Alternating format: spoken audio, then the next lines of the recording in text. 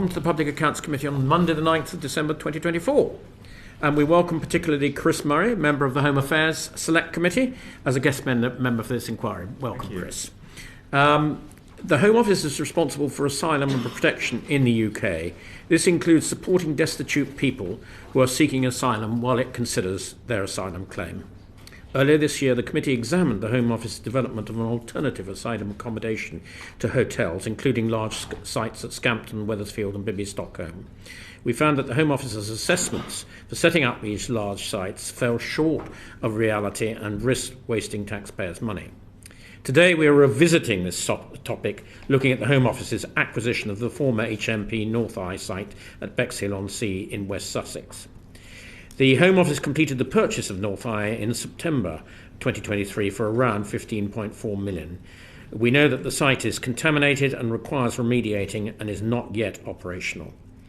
We thank you, Sir Matthew. We've received a letter from you which informs the Public Accounts Committee that given the lessons learnt through the acquisition of this site, the Home Office's property team will, and I quote from the letter, ensure that onward sale of the site is carried out appropriately and the correct market value is reflected.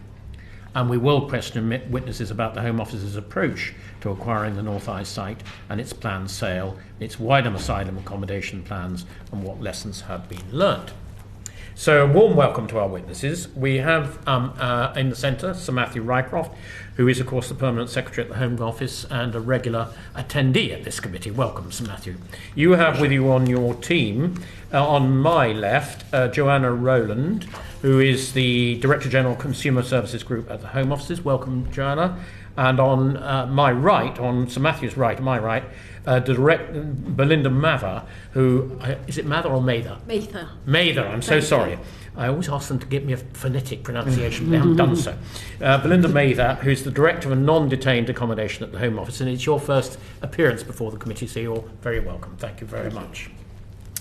So Matthew, let's go straight into this, and I will ask the first question. Thank you, by the way, for a huge amount of information we've received in the last hour or two, and we will and are digesting that. Having said it's given the chair fair indigestion so far. Could you just sort of summarise for us the major sites that you have acquired for asylum accommodation and what the current status of those are now, please, and what it has cost the taxpayer to bring them into operation or not? Absolutely. Thank you very much, Chair. And this is my first opportunity to say so since your elections, Chair. Congratulations to that and to the new members of the committee. And we look forward to being held to account by you in the usual way. So the previous government had a strategy of acquiring large sites. The 4 Pathfinder sites were at Scampton, Wethersfield, the Bibby Stockholm off Portland, and some former student accommodation in Huddersfield. In addition, there was this site at Bexhill, which was not formally a Pathfinder site, but was being acquired at approximately the same time. And some of the lessons which we discussed in my previous meeting with you at the committee before the election absolutely apply to the acquisition of this site, because they were all happening at about the same time. And when we said then that we were learning lessons, that also applies to the acquisition from this site. We are, since the election, resetting our asylum accommodation strategy in line with our new minister's wishes. And broadly speaking, the future asylum strategy will be comprised of a larger number of smaller sites. And so we are not going to be pursuing all of those large sites. As you've just said, we've decided to either sell or transfer to another part of the British government this site, Bexhill. We already emptied and are now decommissioning the Bibby Stockholm and so on. We are resetting the whole programme. When the newly reset programme has its business case ready, which will be in the first quarter of next year, I will be doing a full accounting officer assessment and sending that, or the summary of that, to you. And that will be the moment when we will be able to answer definitively your question about how much the government has already spent on those sites. So did I mishear that? Did I hear that you were either going to sell or transfer the Northeye site to another part of government? That's right. And Minister decided only last week that we no longer needed it in the Home Office, either for detained or for non-detained accommodation. And we did look at both of those options since the acquisition last year. But we have now concluded our assessment that it is not what we need for either of those programmes. So therefore we will be working with our colleagues across the property function across government to see if it would be suitable for any other part of government, and if not, then we will be selling it. If we sell it, then I'll be doing what I said in that letter to you, which is to ensure that we receive a fair market value for the asset. So obviously there's a huge amount of questions around this whole episode, but on the timing of all of that, do you have any idea for the committee what sort of time it will take to either consult the whole of the rest of government as to whether they want to use it or not, or it should go presumably on the open market? Is that what you're contemplating? Those are the two routes. We're just embarking on those two routes as of the decision last week, and I hope that certainly by the time we come back with the outline business case for the full asylum accommodation strategy in the first quarter of next year, we should be able to update the committee on that. If there is news before then of course I will update you at that moment. That's very kind. I've omitted to declare my own interests, that I am a chartered surveyor, so these property issues are very well familiar to me. Lloyd Hatton. Thank you. I think what's really striking, Sir Matthew, when looking at the NEA report and all of the supplementary documents, is that it feels like the decision to acquire the Northeye site was rushed. Do you agree with that summary, that actually the decision was rushed? And actually the problem is that it was sort of buy first and then do the thinking about how you'd make it work later? I agree that we were operating at pace. Ministers, I think, were quite within their rights, were pushing us to progress quickly with the acquisition of this site and indeed of others that we have mentioned. And that was because there was a sense of very high priority for this programme, given the number of people claiming asylum going into the asylum system. And at that stage, there were definitely more people coming into the system than were leaving it. So we needed additional accommodation. Obviously, the first place that we looked for additional accommodation was hotels, but the government had a strategy, as the current government does also, of exiting hotels in time because of the costs of, broadly defined, of having asylum seekers in hotels. And therefore, we had to think laterally and act quickly. But we did do a fair amount of due diligence before the acquisition, which we can go into. But we absolutely, we were seeking to get the balance right between pace on the one hand and full assurance on the other. And the NEA report is very clear that there are lessons to be learned and that there is greater assurance that we should have provided before the acquisition. And that is something that we have learnt and embedded in the future strategy, which I've already mentioned. So you said about getting the balance right, but surely you would conclude today in front of this committee that you didn't get the balance right. The Northeye site had, serious structural problems, including asbestos. The Bibby Stockholm barge was found to have Legionella on board and posed a number of fire risks. So would you conclude that the Home Office at the time of acquiring sites like Northeye, like Bibby Stockholm barge, did not actually get the balance right and corners were cut? I would say with the benefit of hindsight, we acted with pace, which was what ministers quite rightly were expecting of us. And I accept that there are lessons that we should learn and that we have already learnt from that pace. It is difficult when you're operating in a climate where people think you're not going to act fast enough, and so I think that there was it was only out of good faith and of seeking to do a good job in difficult circumstances that Home Office civil servants rushed to action. I think that there is a difference between the asbestos and other aspects of contamination of this site on the one hand and the outbreak of disease on the Bibby Stockholm, which was after all the due diligence to be done and was important at the time, but it's not the same sort of scale as the issues of remediation that were required here. To answer my question, Sir Matthew, did you get the balance right? That was the question. So do you think, looking at the fiasco that's taken place at Northeye, looking at the mess of the Bibby Stockholm barge, was the balance right, yes or no? With the benefit of hindsight, we should have done more on the assurance side, and if that had cost us a bit of pace, then that would would have been a better thing to do, and it's that lesson that we have already learnt. So we will be taking longer to acquire future sites, because we will do more of the due diligence before completing the sale, and that will have a impact in terms of the costs, both the financial cost and the time costs, but that is the lesson that the NAO have quite rightly drawn to our attention and that we have learned from this. Looking at the Northeye site, though, and many of the other larger schemes and projects that were underway, there does seem to be a pattern which has developed. Northeye cost at least 15.4 million. We now know it was never operational, and it's quite likely to be sold. Bibby Stockholm, north of 34 million, going to be closed down in January. Weathersfield, north of 49 million, that's just about hobbling along. Scrampton, 27 million, scrapped. Linton on News, 2.9 billion, cancelled, and the Rowanda scheme, a shocking £750 million, scrapped. So would you accept that actually there does seem to have been a cultural problem at the Home Office, which said, purchase, spend all the public money first, release the press release second, and third and final, then do the grown-up thinking about whether or not this was good value for money and is going to deliver what we actually need when it comes to asylum accommodation? I think that would be an unfair criticism of ministers at the time. I think that they were quite rightly seeking for us to act quickly. With the benefit of hindsight, we should have gone more slowly. We have learnt that lesson, but we did do significant due diligence before the acquisition of all of those sites.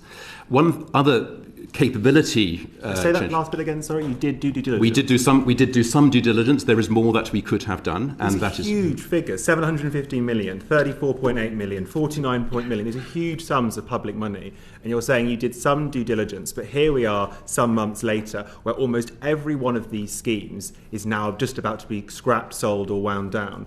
So can you honestly say that diligence was sufficient, considering here we are a few months later saying none of this money's really gone anywhere other than sunk into a load of schemes that are now being wound up because they're not actually doing the job? I just don't understand how you can say that the diligence was actually, pretty much par for the course. I'm all for learning lessons, but we must learn the right lessons. And the lessons from the Rwanda scheme, which is the largest number that you've described then, are totally different from the lessons from the acquisition of property. And just to remind the committee, I required a ministerial direction on grounds of value for money in relation to the Rwanda scheme. So I think that needs to be kept. Should you have required a direction on the others? No, because the accounting officer advice at the time was that the value for money test was met, albeit marginally in the case of Bexhill, the one that we're talking about today. The value for money case was actually stronger in relation to the other tests. And again, there is lots of lessons that we are already learning, but I think it would be an unfair characterisation to say that we did no due diligence before the acquisition, no thinking before the acquisition, and then had to do everything afterwards. It was a balance.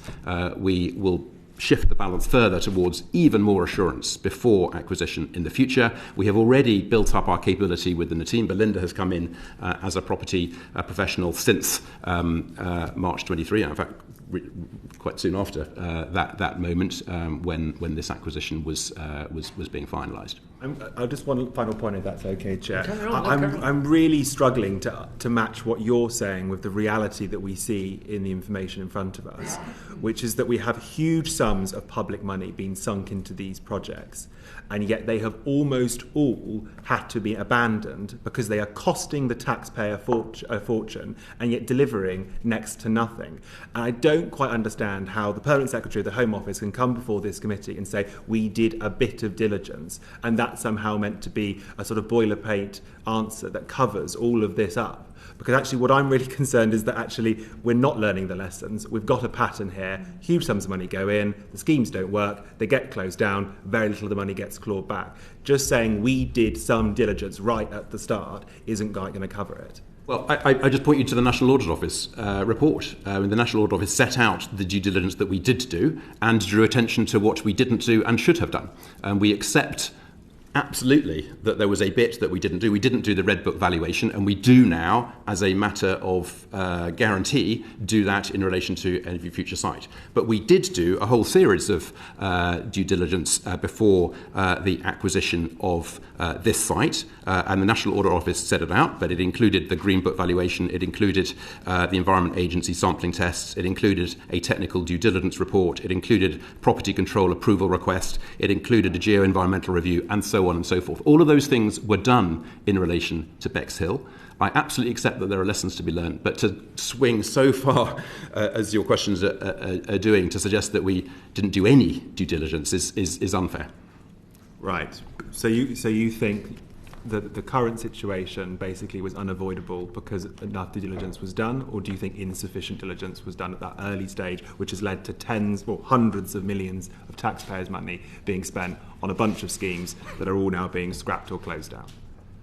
Clearly, with the benefit of hindsight, there is more due diligence that we could have done, and that's exactly what I just said. That is what we are now doing. That is one of the very precise lessons that we have learnt and we are already applying in relation to future acquisitions. Can I just remind the committee that at the time that we were acquiring these sites, the cost to the taxpayer of hotel accommodation was £8.8 million per night. I'm aware of that, but these schemes were also found by an NAO report to be even more expensive for the taxpayer. The Bibby Stockholm barge, in a report earlier this year, was found to be a more expensive way of housing asylum seekers than the previous hotels that were used. So I simply don't understand how you can throw that figure and then say, but this was all a solution, when actually these projects are even more expensive and yet don't deliver very much.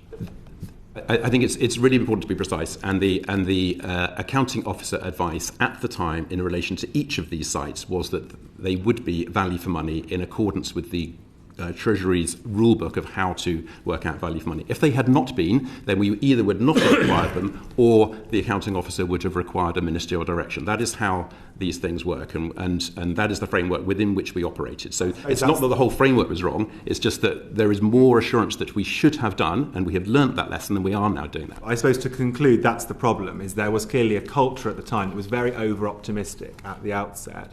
And actually, once these things actually started to progress, they realised that those overly optimistic assessments made at the outset or during diligence wasn't actually in any way close to reality. And that's a really worrying thing for the committee to hear, that there was a culture which basically said, I think this will be fine, again and again and again. And each time you were proven wrong, and it cost tens, if not hundreds of millions of taxpayers' pounds. I very much agree that there are lessons we learned, and the optimism bias one, absolutely, that's right. I just Why think we need did to you be do very, it so very many times over and over again? Well, first of all of these acquisitions were happening at the same time. So it's not that we learnt the lessons. It's not that we failed to learn the lessons from Scampton or whatever, and failed to apply them to Bexhill. All of these were happening more or less at the same time, and we have learnt from all of them. We've actually done a lessons learned review, which adds up to a total of over 1,000 lessons that we've learned from the totality of those. And there's a whole programme that Belinda has come in to oversee that is ensuring that we actually learn those lessons that we have now identified. So I just want to be really clear with the committee about what is a reasonable criticism versus criticising the whole thing. Very expensive lesson that we're now learning.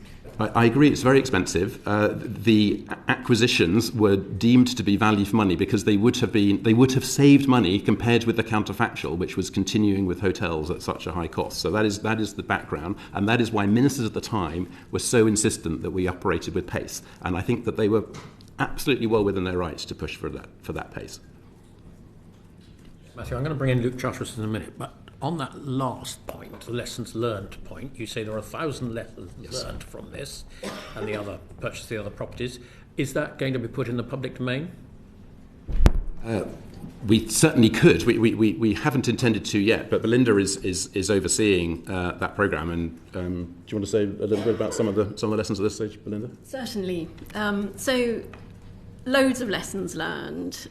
We've entirely shifted the focus of the programme away from large sites, you'll be pleased to know, to smaller sites that go through a very rigorous stage gate process before any decisions are made on whether to take them forward. We've got a pipeline of about 800 properties that are sort of currently going through that stage gate, and that due diligence right at the very front. A big part of that is also working with local authorities and local communities to make sure that those acquisitions, whether they are freehold or long leasehold acquisitions, are in the right places, and that there's a level of support from those local areas and those communities that we can apply. So it's not just looking at a piece of land, it's looking at the way that the Home Office would manage that more sustainably over a longer period of time. We will probably put some of those lessons learned into the future business cases, and of course when we are reviewed again by the IPA, who have already recognised actually that those lessons have been learned. If you recall, we had 3 red IPA ratings. The last time we were in front of the IPA in the spring of this year, we are now on amber for the programme, on the basis that lessons have been learned, that capability has been brought into the team, and that we are looking at this through the lens of not putting pressure on communities, but working very closely with local authorities to deliver additional stock to the crisis that is housing at the moment. Thank you. Luke Charteris. Thank you, Sir Matthew. The NAO report talks about a small ministerial group led by I think it was the Chancellor of the Duchy of Lancaster, that ultimately dispensed with the control that we saw around the business case. Shouldn't you have been calling out the fact that those controls were being dispensed with in your role as Permanent Secretary? So I think that falls into the category of the sort of lessons that we were discussing earlier with your colleague. I think, with the benefit of hindsight, then we should have insisted on a greater level of assurance, and as a result of that, we would have ended up, first of all, paying a higher price because it would have been slower, and we would have lost time. With the benefit of hindsight, that would have been better, but we did not know that at the time. I think it was reasonable, as I said earlier, for ministers to push us to act quickly, and it was absolutely reasonable for us as civil servants, to respond to that pace by going quickly. Secretary, do you think there's a personal aspect to your leadership in this case that you should have challenged ministers who were stripping back some of those processes out under the direction of the Duchy of the Chancellor of Lancaster? No, I don't. I think that setting up small ministerial groups chaired by the Prime Minister or by the Chancellor of the Duchy of Lancaster is absolutely an acceptable way of government to take decisions. So and you were content for them to, dispense with the requirement for a business case? No, I was content with them setting up that group and taking overall responsibility for decisions on a policy, in this case about how to house asylum seekers.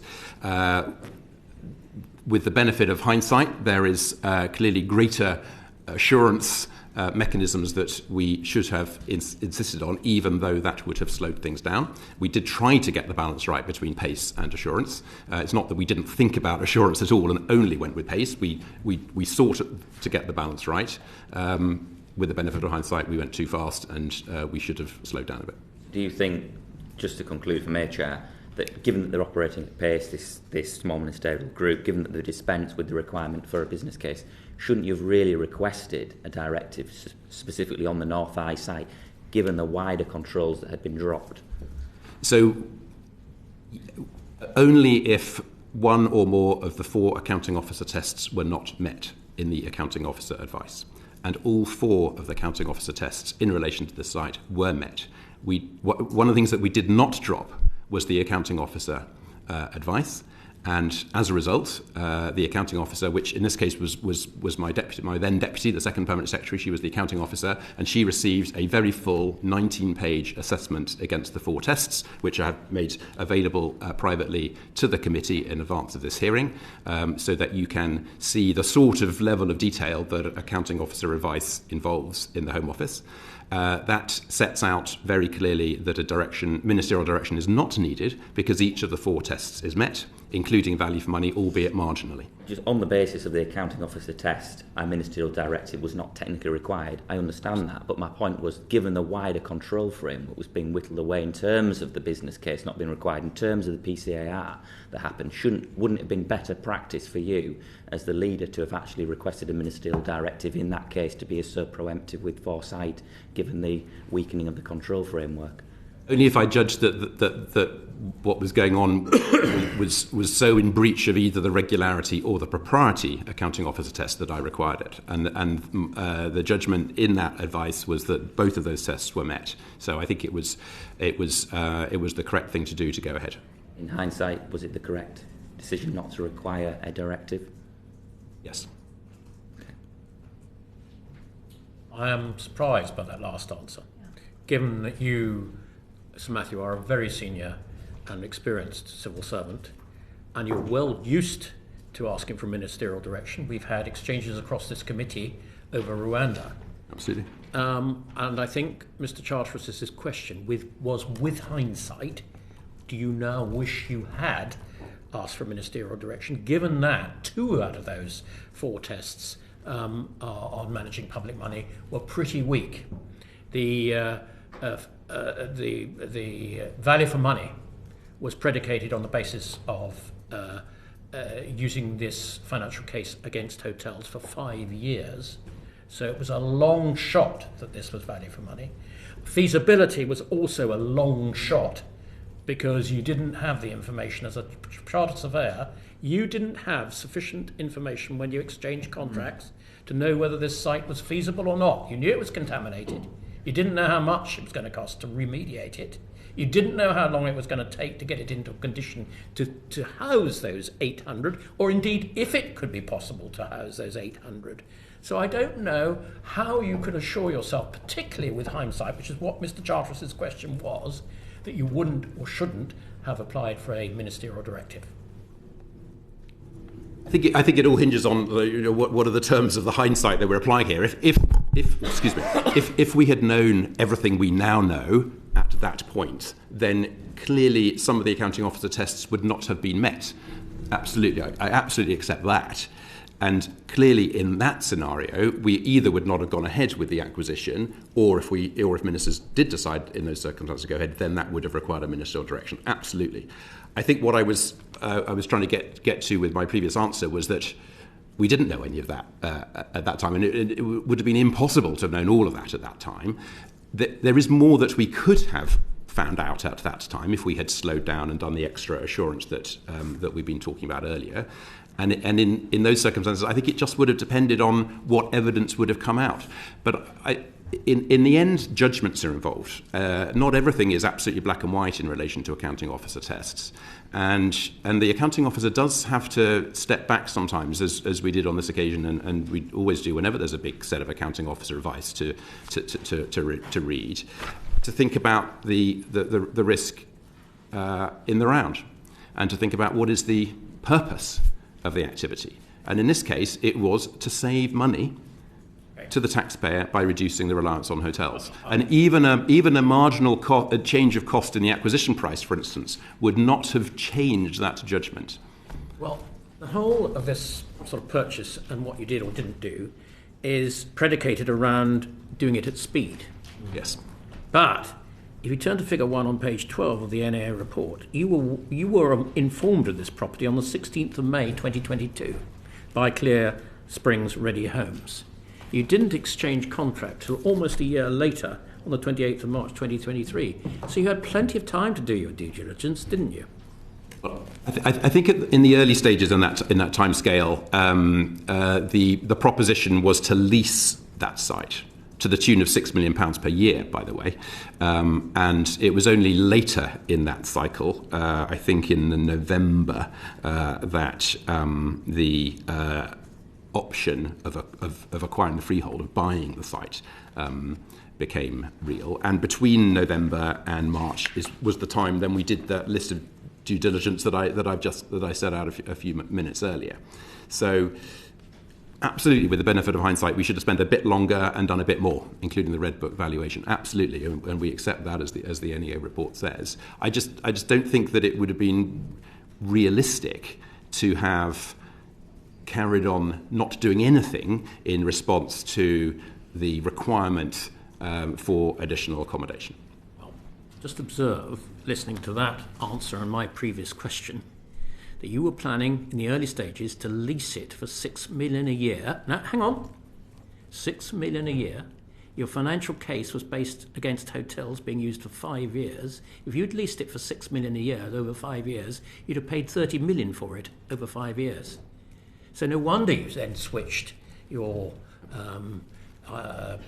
ideas to purchase it. So let's Absolutely. But even so, whether you leased it or whether you purchased it, safety considerations for the occupants, whether they be normal asylum seekers or detained asylum seekers, would have demanded you at the Home Office do a proper and full investigation into the asbestos, Absolutely. not only in the buildings, but also the contamination of the soil that might have also had an impact on human health of the people who lived there, let alone the people who lived around about the site.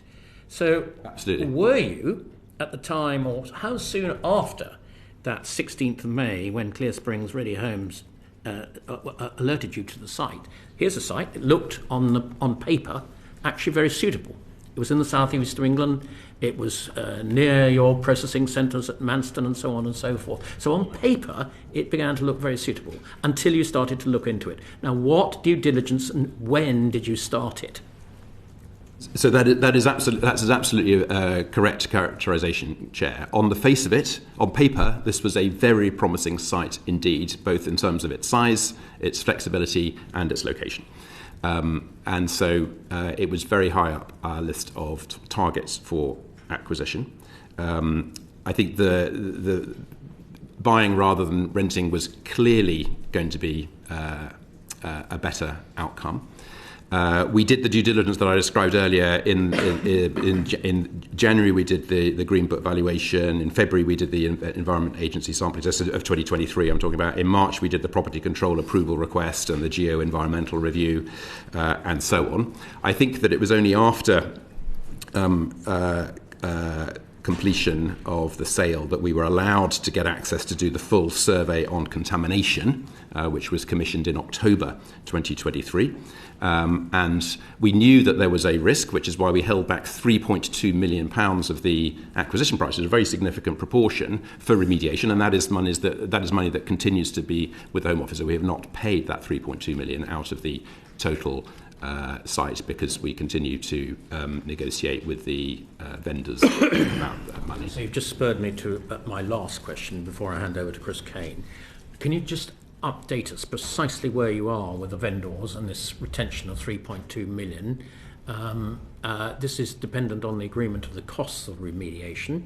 Right. You've now had a full and detailed survey done into the remediation. You have a pretty good handle on costs. What happens now? I'll hand over to Belinda in a moment. We knew that the range of remediation costs would be, broadly speaking, 1 to 3 million. So we held back 3.2 million. And obviously I'm glad that we did so. We have not paid any of that to the vendors yet, but we are in negotiation. Belinda Mather. Thank you. So we are in a commercial dispute with the vendors on the cost of remediation of the site, and you'll have seen from the remediation scope of works, the RSW, that was commissioned in between exchange and completion, that the Home Office believes that it's going to cost, in order to remediate fully the site, around 3.1 million, and the remediation scope of works is, there's a range of cost within that, but if we are going to look at that through the lens of the lowest risk, it's the highest cost. So we are trying to come to an agreement with the vendors on what that cost should be. And do you have any idea how long that's going to take, and how is the mechanism to agree that price? So we have just come out of a mediation, and we are both looking to find a full and final settlement. If we are not in agreement to what that full and final is, then we will probably have to go to court. It would be quite improper, and you wouldn't answer anyway, even if I did ask the question what the figures are, but I think it would be proper for me to ask, are the figures relatively close or a long way apart? They are a fair way apart. Okay, well, we'll draw conclusions on that. Chris Kane. Yeah, thank you, Chair. Can I ask from the report, you sought but were not granted an exemption with complying with the standard approval of the acquisition by the Office of Government Property within the Cabinet Office. Now, following its review in 2023, the Cabinet Office highlighted to the Minister for Immigration significant risks with the acquisition. It stated if the Home Office believed it would be able to mitigate these risks, the Cabinet Office would accept the Home Office assurances. Is that right so far? Absolutely. You went ahead with the purchase the following day. I'm just sort of wondering, it's maybe a mindset question, but why did you assure the Cabinet Office, who approve all government property purchases, that you could manage the risks when you didn't fully understand what they were? I think, again, with the benefit of hindsight, we definitely wouldn't do that again. That's one of the lessons that we have learnt, and we now ensure that there is a much more detailed assessment by property experts in Belinda's team of every site before getting to that final go, no-go decision on acquisition. So that is one of the lessons that we have learnt. But I think that the reason that it went ahead like that at the time was that we were seeking to operate at pace. There seems to be an awful lot of voices in this process that are giving you warnings throughout it. You're hearing the warnings coming from it. And you're here today saying that hindsight is, in effect, giving you more warnings, which you're incorporating into procedures. What are you going to do to ensure that you don't ignore these voices in the future, of which hindsight is one of them? You've got procedures. You're writing new procedures based on your experience. But if you approached this in the future the way you did here, you would simply ignore the procedures. We didn't ignore the procedures then, and we will not ignore the lessons in the future. We are very busy and active at learning those lessons and integrating them in the new way of doing business in Belinda's team. And I can assure the committee that building up the capability of that team was the first thing that we did after this and the other sites and the initial lesson learning that we were talking about last time. That new team now has within the Home Office much greater property expertise than we had at the time of the preparation for these acquisitions. So that's already the first lesson. The second set of lessons is about, if you like, our systems and our assurances and our processes, and we are just much stricter about what has to be done, even in the circumstance we were in then of ministers pushing us to operate very quickly.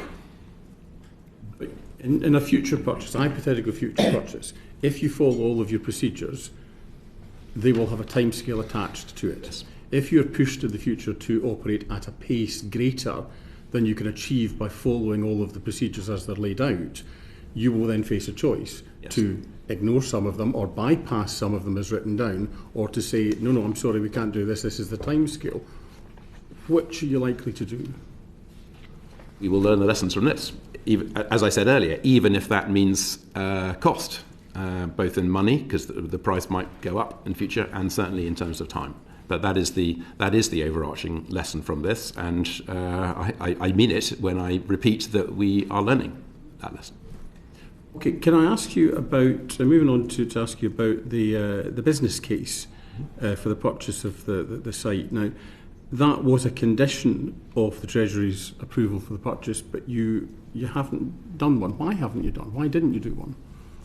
There was one drafted, and the ministerial decision was to go ahead with the purchase on the basis of just the legal requirements rather than the additional assurances. So there is a business case that exists. There's a draft business case that exists. Of course, this is part of a wider programme. Yeah. The whole programme is being reset. And as I said to the chair at the very beginning of this meeting, as we reset the programme, we are redoing the whole of the business case for the whole programme. So not just for this acquisition, but for all of the others as well, and for the totality. And that is that business case that we will be having a formal accounting officer assessment of in the first quarter of next year. And so I will, of course, be presenting a summary of that to this committee. And when you say a draft, are we talking a first draft was done, a final draft? What do we get to? I'm not sure what sort of draft it was, but it was a draft. I can answer that. So it was an outline business case, but of course we hadn't determined the scheme that was going to go on the site. So obviously there was the site acquisition costs, but We were looking to both utilise the existing accommodation, the built environment, as well as using some of the hard standing to put modular units, as we did at Wethersfield and were planning to do at Scampton. So the business case was based around the totality of the scheme on the site, and we didn't even have a main contractor for Bexhill at the time, so knowing how much it would cost to either remediate the existing accommodation or to put the modular units down. Some of that due diligence we looked at in the early days was the utilities capacity, and we knew that the utilities capacity would need to be increased, but we didn't have the full and final costs to be able to put the business case together fully based on the assumptions that we'd made with regards to how many beds we could get, the operational costs, etc. So the decision to go from the outline business case to the full business case, the decision not to proceed beyond that point, was based on a year that you could get it done in time. So it was to do with the timings. It wasn't that there was anything in the outline business case that you saw. Yes, absolutely. So there's something alarming here. So we had it's not unusual to find contaminated land, particularly where you've had. In the case of Northeye, it was a prison that at the time they were built. The type of building materials at the time. It's not unusual to find remnants of contamination. We determined quite quickly after March that we wouldn't use it for non-detained, simply because of the speed that was required at the time, and knowing what works we would need to do and bringing in all of those contractors. It was not going to meet the timelines that we had expected. And alongside the non-detained programme, there was a detained programme to look at building new IRCs, and it seemed quite sensible to transfer the site to the detained programme whilst they were figuring out the schemes that they needed to increase the detained estate. Where do business cases fit in your thinking generally? It would strike me that if the decision not to proceed to the full business case was to do with pays, you could have done the process concurrently. You wouldn't have to say don't do it. You could say, well, we're going to proceed at pays, but could someone please progress the business case? That was or wasn't done here. So the business case for the programme, it's one business case for the whole of the non-detained programme, and each component part of that programme has another business case that sits within it. We didn't progress beyond the outline business case for Bexhill. But because we weren't whether it's a going to separate use the business site. case or a chapter in the bigger business case, the work still requires to be done. So it wasn't. Is it going to be done now? You've still got the site. You're going to have to decide how to get best value The feasibility work and the Well, I suppose the question I'm asking is, you've now got a site. You've decided you're going to either sell it or give it to, or see if another department wants it. There is still a business case to be done for that endeavour. You're still going to have to make sure that you do that. So is there a business case being worked up now? The decision to dispose, to add Bexhill to the government surplus land list has only just been made. We will assess government land goes onto the electronic property information management database that allows other government departments to note an interest before it goes to the open market. So once we've identified if there is any interest on the EPIMs, if there is, we will be talking to whoever might be interested interdepartmentally. If there isn't, fundamentally we will start to shape what that disposal strategy, which is essentially the business case for the site, is going to be. Talk to me about the timescales for this. How long will it sit in this register before you then say, well, no one wants it, well, let's move to sale? It sits on it for 8 weeks. Okay.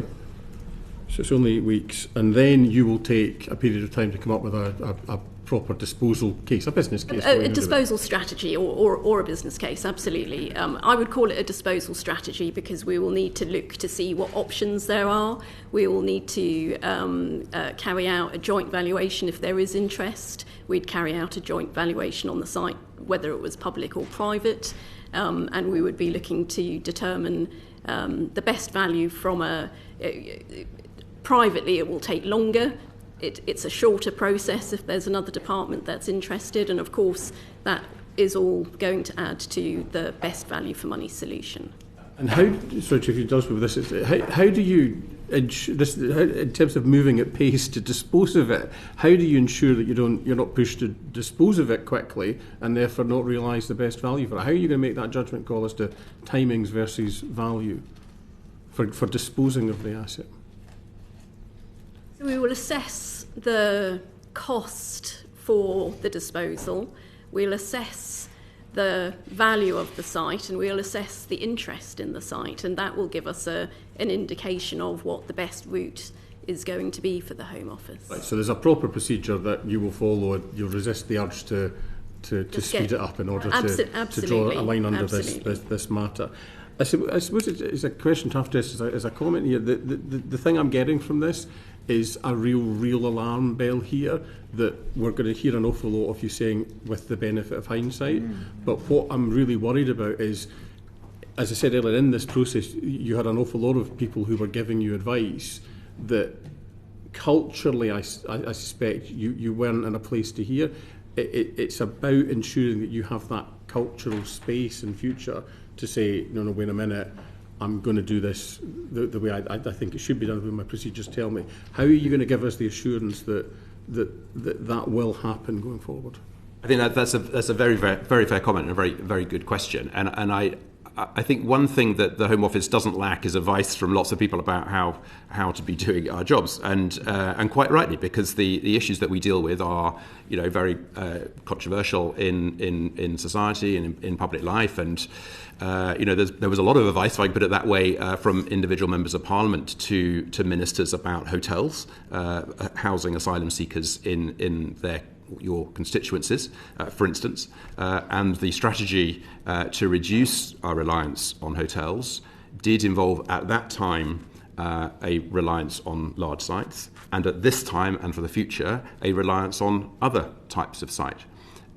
So there will continue to be a lot of advice from people, including members of Parliament, about all of these different options for housing asylum seekers, and we welcome that, and we welcome that debate and that engagement. And one of the things that we have absolutely learnt from earlier stages of this cycle was the importance of engaging with people who do have that point of view, whether it's the local MP, the local authority, or relevant community groups. And we have got a much more structured engagement with those people in relation either to hotels or to sites such as this. So we will absolutely ensure that the lessons that we have learnt from this are not just sort of sat in an NAO report on someone's shelf, that they are integrated into the work that Belinda's team is doing, whether it's disposing of this particular site or acquiring any other of the hundreds of sites that we will be needing in the future. Thank you, Chair. Ms. Mather, I've got lots of colleagues queuing up to ask questions. But you're a property person, I'm a property person. If I were acting for somebody interested in this site, I'm not sure that I'd be terribly keen on advising them until the contamination issue was resolved, or unless I was pretty sure I was going to get a big enough discount to cover whatever the cost was going to be. So what are your plans for disposing of this? Are you going to have to wait before the contamination issue is resolved, and you've said already that this may go to court, which could take months, if not years. So what is your thinking on this? There is a commercial dispute which shouldn't prevent us from putting the site on the market. So it's commercial. So we do have the freedom to sell the site on. But ideally, we'd like to get to that full and final settlement with Brockwell Group and close this off before we are in that position to sell. You haven't quite answered my question, which was that I'm not sure that I'd be very happy acting for a client to advising them on the purchase of this site unless I was absolutely certain that I was going to get a big enough discount to cover the cost come what may. So either going to have to give a big discount at this stage, or you're going to have to wait until the final figure is resolved. Which is it going to be? Given the commercial sensitivities, could I suggest you pursue this bit of the conversation in private? Would that be okay? Yes. I wouldn't want us to tie our hands in relation to disposal. I'm perfectly happy with that. The only thing is that those out there now, as of today, know this site is going to be sold. They might be rushing around wanting to give you a big cheque for it. Which you would like very much. So I think they will be interested to know whether it's on the market now or whether it's not going to be on the market for some time. But let's pursue this privately. Sarah Olney. Thank you very much, Chair. Ms. Mather, just to continue on this point, I'm just interested to know, how do you think you're going to be able to assess the value for money proposition of selling on the site if you don't have a signed-off business case as a kind of baseline for the original value that you expected to achieve? So we know what we paid for the site. We know what we were expecting to get over the 3-year period that we were hoping to be able to utilise the site. We know that we probably won't be able to recover all of that expectation, but we will have to do land value goes up and goes down, and if there is somebody who desperately wants to purchase the site, that could affect the value. So it's quite difficult to say how we might balance that against the value for money that we had expected to get over a period of time from the cost of the site and the use that we would get from the site. So it is going to be quite difficult to assess that, but we fundamentally will have to get to the best position that we can for the Home Office based on holding on to the land or trying to transfer it to another department if there's interest or to sell it on. And can I just clarify something? So earlier we were talking about the pace we're feeling is to understand what is our strategy for the site. The ministers have very, very recently made the decision around disposal or transfer on should there be other Crown use for it. That decision's very fresh. It's right that we now take the time and the advice and the due diligence that obviously our lessons learned assert to make sure that that strategy is the right one to get the best value for money for the taxpayer. That strategy might even dictate the timing of that disposal. So the actual disposal is not the hurry, it's the strategy to make sure we understand what we're doing with ultimately what is an asset now of the Crown. Okay, so just let me clarify. So the business case, the draft business case, originally was that this purchase was value for money, but what's changed is government policy, and the government policy change means that you can no longer realise the value of the site that you had planned to, and so therefore disposal, whether to another government department or a third-party commercial organisation, is now, dare I say, guaranteed to be the best use of this site. I think there are two things that changed in the chronology. First of all, the site couldn't be operationalised as quickly as the previous government intended. But you are also right to highlight that the new government have a different strategy around asylum accommodation, much more pointed, as Sir Matthew said, towards small and medium sites. And that is the reason behind not proceeding with Scampton. It was predominantly on that basis. And it was also the reason why the Bibby closed at the end of its contract. So the Bibby, again, just to correct, and we will provide the figures to the committee, did, on balance, compared to price per person per night, offer value for money against hotels. And it did run the course of the contract that the previous government originally contracted for. And the decision was not to renew that contract and bring it to a close, rather than to prematurely close the site for any other reason. But you are right to indicate there's a different strategy now, as you would expect from a new government. Okay, thank you, Chair. Thank you very much, Sarah. Luke Charteris. Yes, I was slightly struck by something you said, Miss Mather, that you weren't confident at the time that the utilities would have been sufficient for the intended use. So my question is really, should the government purchase property? Not certain that the utilities would work. I certainly wouldn't have bought my lovely new home without checking that the water and the electricity worked. So I meant the utilities infrastructure to the site. Obviously, it has been empty for a significant period of time, and the capacity would have been drawn to its lowest. We learnt lessons at Wethersfield and Scampton on whether or not those types of site would have the utilities capacity and infrastructure to support 1,200 people, using bathrooms and waste, and it wasn't something that we looked at in that technical due diligence in that 3-month period between the site being proposed and the Home Office purchasing the site. So it was one of the reasons why it wouldn't have been something that we would have pursued for non-detained, simply knowing the levels of work that were required to bring Wethersfield and Scampton to that peak capacity that we would need.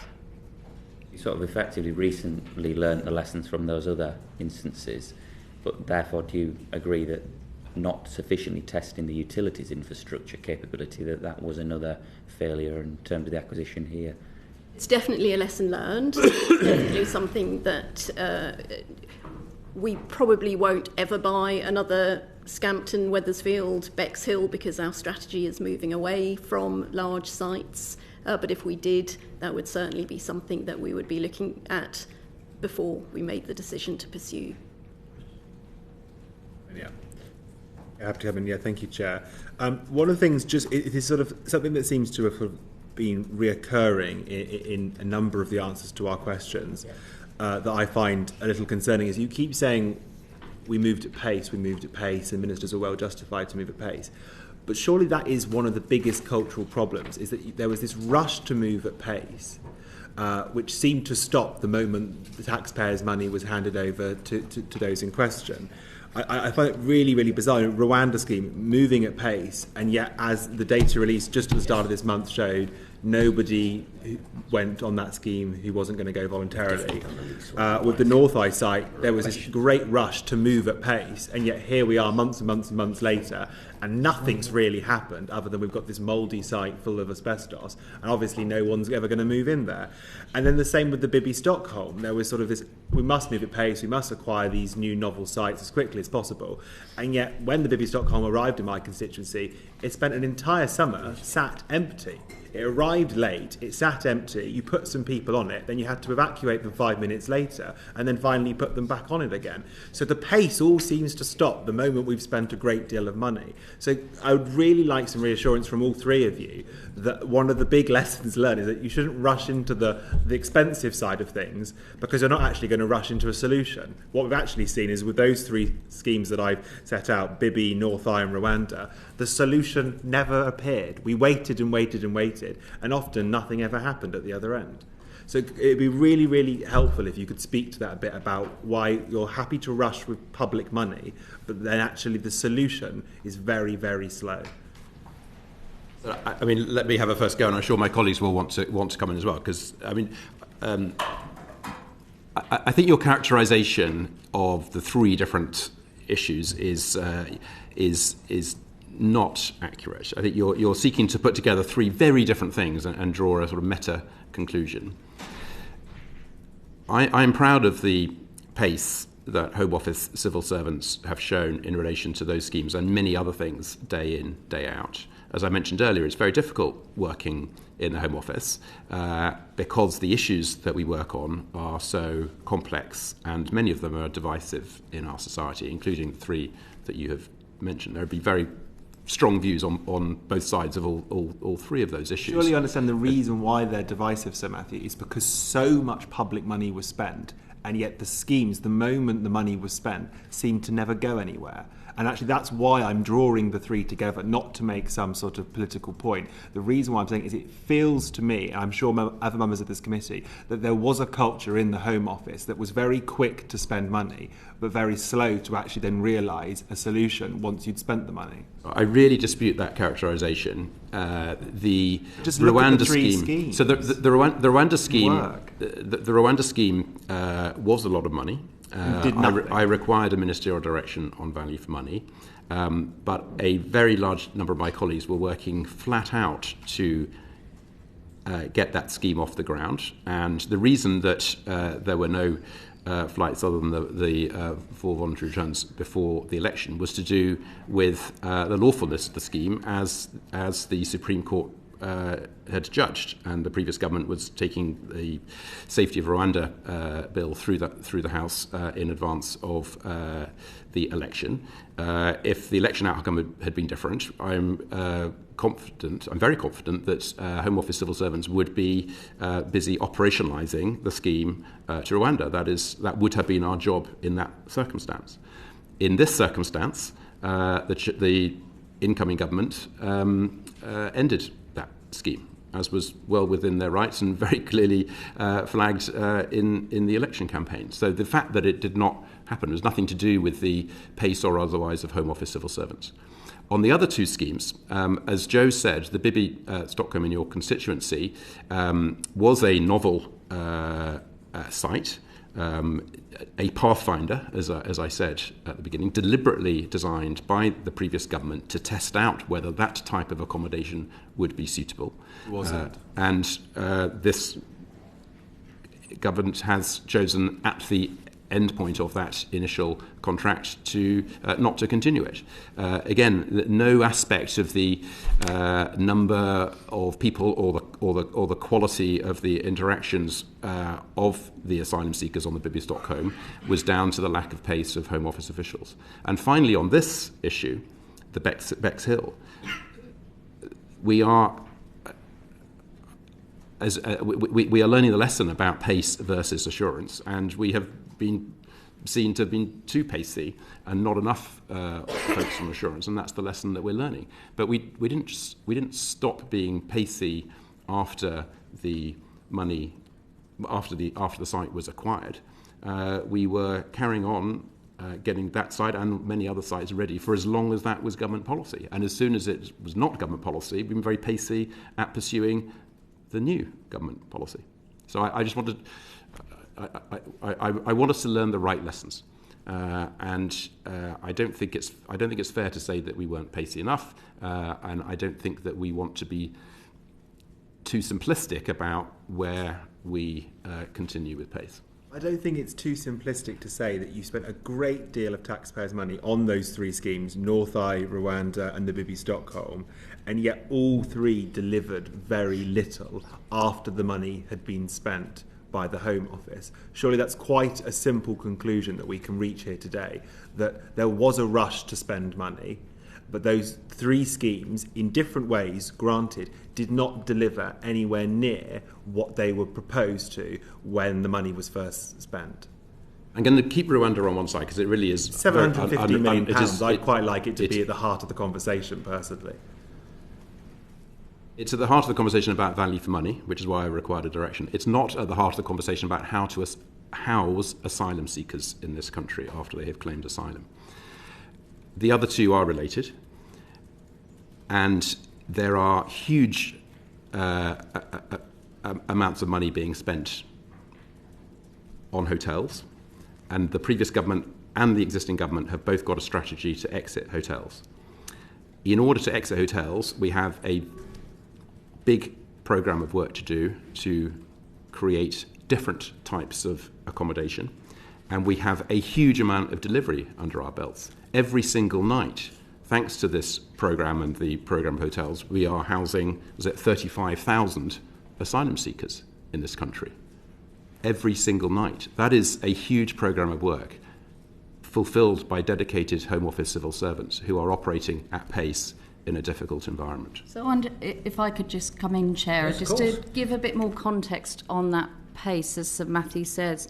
So rewind 10, 20 years ago, it was not unusual to see about 20 to 40,000 asylum claims in a year.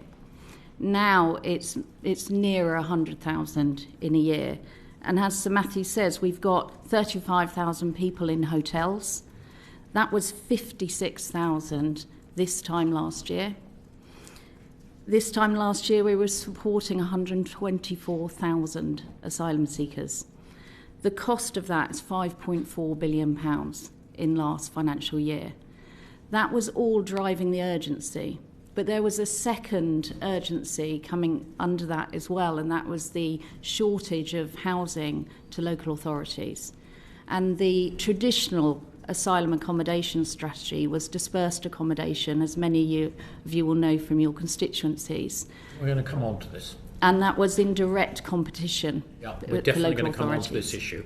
But thank you for raising that, Ms. Rowland. Clive Betts, fresh from your starring role on the floor of the House. Again, I did apologise to Matthew for the delay in me getting to the meeting before it began. In terms of the contract that you signed, there was this rather strange terms within it that the Home Office would end up paying £0.5 million extra because you were slow in agreeing the contract. You actually agreed at the beginning that if you didn't deliver the contract within 6 weeks, you'd pay more. Isn't that a very strange set of terms to agree?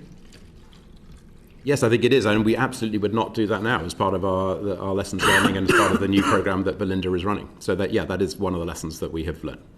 Who suggested that set of terms be put in the contract? I think it was the Home Office contractor who was running the acquisition of the site at that time. So you relied on he was responsible for the negotiation with the vendor. So you just left it to a contractor to agree this? Well, he was responsible for it. He was operating within a framework which included the accounting officer advice and other things which I mentioned earlier. But he was the sort of direct person with responsibility for the negotiation with the vendor. Right. But you just said that it was his decision, the terms in which led you to pay £0.5 million more, and then you just said, well, actually, he was operating within certain frameworks. That framework didn't lay down those terms, did it? It did not, no. And that's one of the lessons that we have learned, to make sure that we have a far greater level of estates professionalism inside the team that Belinda leads. Were there voices in the Home Office saying, hold on a minute at this point? Let me just supplement that question. Presumably your own lawyers drew up the contract. And in any property contract that I've been involved in, the lawyers will say, why are you doing this? How do you want to word it? So why was it put in? And it was clearly you were never going to be, on a complicated deal like this, any property person would have told you were never going to be able to complete within 6 weeks. I mean, the overarching answer, and I defer to Belinda for any detail, but the overarching answer is the same as the weekend before. It was about progressing at pace, and that was. But that doesn't mean wasting government money, does it? On something that was clearly impossible to do. But it was seeking to ensure the acquisition of the site for the government at a time when there were other buyers seeking the site and where there was a premium on pace. I bet. Back to the point, were there other voices in the Home Office saying, hold on a minute, these terms don't look right? I defer to Belinda for that, to answer that question. So I wasn't around at the time, but my assumption is that there wasn't the capability to assess whether or not those heads of terms that had been agreed were right. One of the lessons is to bring this expertise in-house, so that all of our procedures, if anybody has a concern, if anybody is concerned that we are taking... We understand that, Ms. Rowland. I'm sorry to cut you off, but we understand that now. Yeah. I think what Mr. Betts is trying to do is trying to find out what went on at the time. Mr. Betts, Clive Betts. Yeah. So you entered into a contract, not properly understanding it. I dispute that. I think the people involved at the time did understand it. The team has been significantly enhanced in terms of capability as a result of the lessons learned from this. At the time, you were relying on a contractor, who in the end made the decision to do this. Apparently, well, there was some oversight. I believe in responsibility. It wasn't very effective. So you entered into a contract not thoroughly understanding the implications. Is that fair? I don't think that's fair. I think that, as explained before, we were under a significant pressure to secure the acquisition. I'm doubting the pressure. I'm doubting whether that led you to rush on into a contract that you didn't thoroughly understand. we definitely rushed into the acquisition in order to secure the acquisition, and there are lessons that we have set out earlier. I've gone through the lessons, of course, with respect. All I'm saying is, yeah, you're learning lessons because at the time you didn't have the information and the knowledge which gave you a thorough understanding of what you were entering into. Is that fair?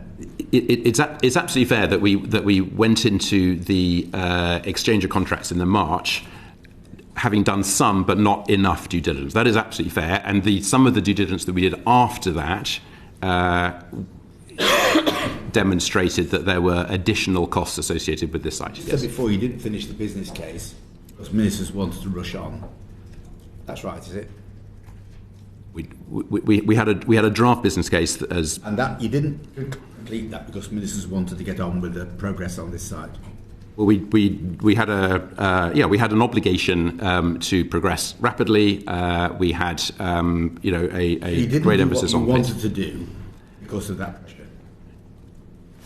We did some, but not all, of the due diligence and the assurance. What you wanted to do. We didn't do all of the assurance that we. Okay, so you didn't do it. Given that ministers were effectively asking you to get on, did you ask for a direction at that point? Or why not, if you didn't? As I said out earlier, the accounting officer at the time, which was my deputy, received accounting officer advice on all 4 of the tests, including propriety, including regularity, and those cases. The advice in those on those 2 tests was that at this point, that the acquisition at that point, yes, March 23. At that point, was that those tests were met. Responsibility to sign a contract when you didn't understand thoroughly all the issues involved. There are always unknowns, there are always elements of judgment, and there's always risk. And in relation to accounting officer advice, which I receive, by the way, every day almost in relation to something or other, it's very rare that the advice is that there are no issues at all in relation to one or other of these 4 tests. The question is, what type of risk is there, and how are we going to mitigate that risk? And do the mitigations add up to giving sufficient assurance, given all the variables, to make the course of action doable? When you got going, you actually found that the exchange of contracts took longer than you'd anticipated. Did that surprise you?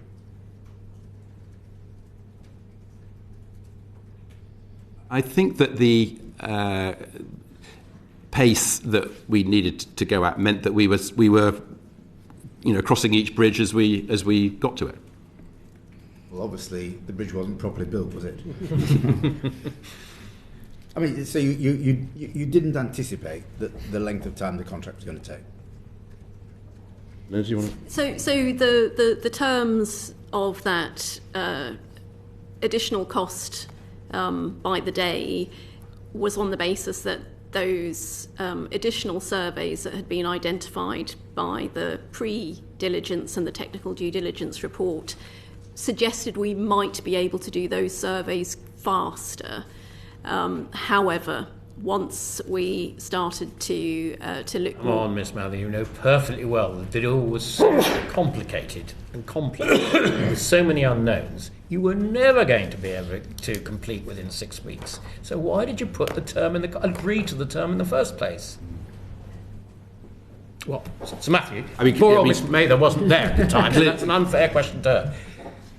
I mean, clearly, with the benefit of hindsight, we should not have done because we ended up paying more for it than we would have done. The reason that at the time we judged that it was the right thing to do to go ahead was because of the overriding requirement for pace. That cost you another £500,000. Okay. Then you came on and made another special payment of £0.4 million in relation to legal action around the acquisition of the site. What was that all about?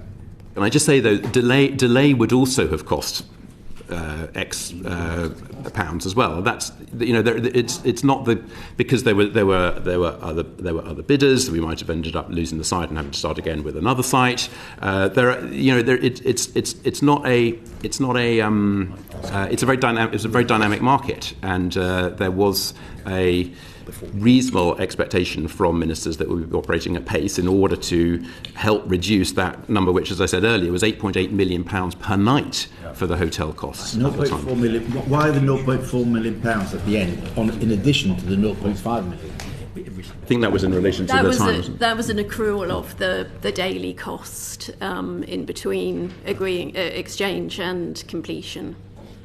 Right. So So you entered into a contract, not merely that you pay more after 6 weeks if the contract hadn't been completed, but you pay an accrual cost as well on a daily basis. This looks like a bit of a good deal for the vendor, doesn't it? I think, by definition, it needs to be a good deal for both the vendor and the buyer, and we, as the buyer, ensured that we had a good deal, for instance, on holding back the remediation. You haven't settled that yet. We haven't settled it yet, but we haven't paid it either. So look, I think in total, it was reasonable for the accounting officer at the time to judge that this was a value for money acquisition. Right. Chris Murray, our guest today from the Home Affairs Select Committee. You've been very patient, Chris. Your time has come. Thank you, and thanks to the committee for allowing an interloper to join you. Could I just ask about, we are where we are with this, and it's about the Home Office's capacity to learn lessons, as you've been saying. And so I wanted to ask a little bit about how you learned lessons as you were going on, because we've got the Linton on Ouse example that happened before, where you were also balancing speed and diligence, speed and due diligence. So can I ask how you learned from the experience of Linton? Because the question I have in my mind is, you're trying to balance costs, yes, but you're also trying to achieve an outcome for the Home Office, which is securing accommodation for asylum seekers. And if you'd been looking at the Linton example, you would have been seeing the reports coming from the IPA saying that these weren't these were struggling to procure that accommodation for you. So how did your lesson learning evolve as this project went on?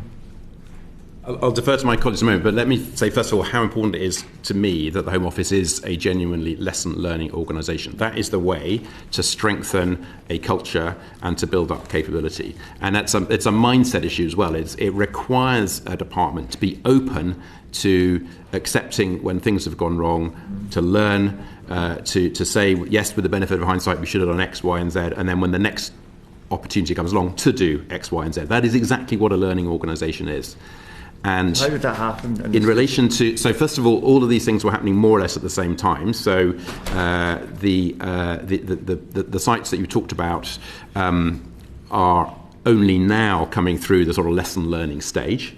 But broadly, there are two types of lesson. One is about capability, and the other is about systems or processes. Yeah. On capability, the big thing we did was bring in Belinda and her team. So we have in-house professional property expertise, and we did not have to rely on either contractors or suppliers. We were able in-house to own this.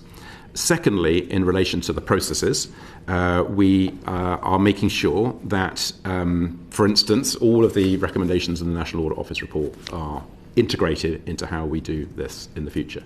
Belinda, do you want to say a bit more about Linton specifically? So Linton was the first site on the large sites programme, and it wasn't because we decided we didn't want to use the site anymore. It was because the site was withdrawn. It was an MOD site, and before we did that interdepartmental transfer that we've subsequently done at Wethersfield and Scampton, the MOD withdrew the offer, so it was no longer a viable site for the Home Office. We had put some additional initial funding into the site, obviously to see whether or not it was going to give us the accommodation that we were expecting to get. And we moved away from Linton on the back of decisions made outside of the Home Office's control. So was there a point where you saw Linton wasn't working, the maybe Stockholm wasn't working, Rwanda wasn't working, and then you started spending lots of money here, where you thought, maybe this isn't just contracts misfiring in little ways, maybe the programmatic work of the Home Office is in danger? So Bexhill, Wethersfield, Scampton and the Huddersfield property, which we are operationalising next year, were all part of these Pathfinder sites that Matthew has mentioned. They were all happening at the same time. So the lessons learned that we've been talking about are based on the lessons of all of those sites trying to be delivered in the timescales that we were trying to stand them up, with some unknowns around the condition and the capacity of those sites. They have fundamentally shifted my programme into a different direction. So we are not looking at large sites. We are not looking at ex-RAF sites that need a lot of initial investment before we can bring people on site. So, the programme has fundamentally moved away from everything that was happening in parallel. All of those things were happening in parallel, and we are learning lessons from all of those things happening in parallel to determine how we take the way that we develop accommodation forward, including working more closely with local authorities, including looking at regeneration schemes, and looking at better ways of investing public money into a crisis that is housing at the moment. Yeah, and presumably also contract management as well. Because on that point about capacity, and this ties into Clive Betts's question, the Home Office clearly either had a problem with either purchasing property or managing contractors to purchase property for them. And so my question is, has anyone been demoted, or are there contractors you've decided you won't work with again? Has it impacted the career trajectory of anyone within the Home Office to have so many consistent projects not come to fruition? So one of the other bits of capability that we have built up as a result of these Pathfinder sites and the lessons we've learned is our ability at senior level to contract manage our suppliers. So that is something that we are doing. But I think, can I say a word about what being a what approaching an issue through a Pathfinder lens? Briefly, because we've got an awful lot to cover. Very briefly, the purpose of Pathfinder fights is to try things out. It's to pilot. That is what being a bit more entrepreneurial looks like. It sometimes works, it sometimes doesn't. You learn fast and you move on. That is exactly what we have been doing here, and I am proud that we have done that, because that is a good approach when the requirement is to operate at pace, but the full evidence picture is not there. You acquire the evidence through the doing, and you improve so that you do it better next time. That is the approach, and I think it is justified in this case, which is not to say that I'm at all complacent about the record. It is really important that we learn the lessons, but we must learn the right lessons. Okay, and can I just ask further to that about how the Home Office engages with these stakeholders as it does this? So asking about Clear Springs in particular, am I right in thinking, so Clear Springs purchased the site itself for £6 million, £6.3 million? No, that's not right? That's not right. Belinda, no. So Clear Springs are our provider of accommodation for asylum seekers. They're one of three. Sorry, Brockwell. Yes, exactly. And and I think they perhaps introduced us to Brockwell, who owned that site and who were seeking to sell it. Yeah. Brockwell purchased the site for £6.3 million. You then were introduced to them via Clear Springs on a basis to lease it per year for £6 million, so only slightly below what they paid for it. Then, which we said no to. Which you said no to. Yeah. Then later you decided to purchase the site for £14 million, so significantly more than they paid for it, but without getting, and purchasing rather than leasing would obviously be a one-off cost rather than an ongoing cost, but would mean you took on board all those costs, all those risks that ultimately led to its failure. Can you talk me through how that process works? Because that doesn't seem to make sense to me.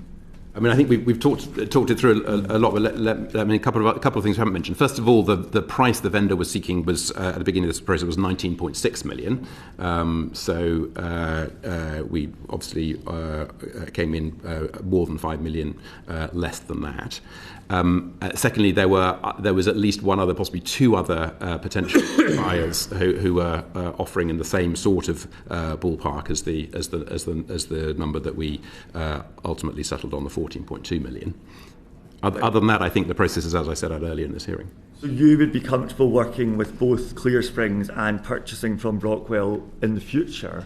You wouldn't rule them out as future contractors as you move on to smaller sites, for example? So Clearsprings are our provider for a long contract of how many is it? Seven. They have a 7-year contract with break clauses with Clearsprings and with the other 2 providers in other parts of the country. And if you like, this is the umbrella under which arrangement under which this sort of purchase takes place. And is one of the lessons to review that?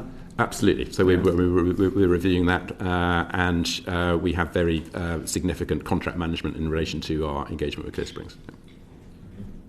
So I'm very anxious to move on, Yes. but there are just 1 or 2 questions that need to be asked, and it's around the property function of the contracted-in staff. Hitherto purchasing this site, you had a perfectly good arrangement of joint property staff with the MOJ. Why didn't you use that normal arrangement in this case?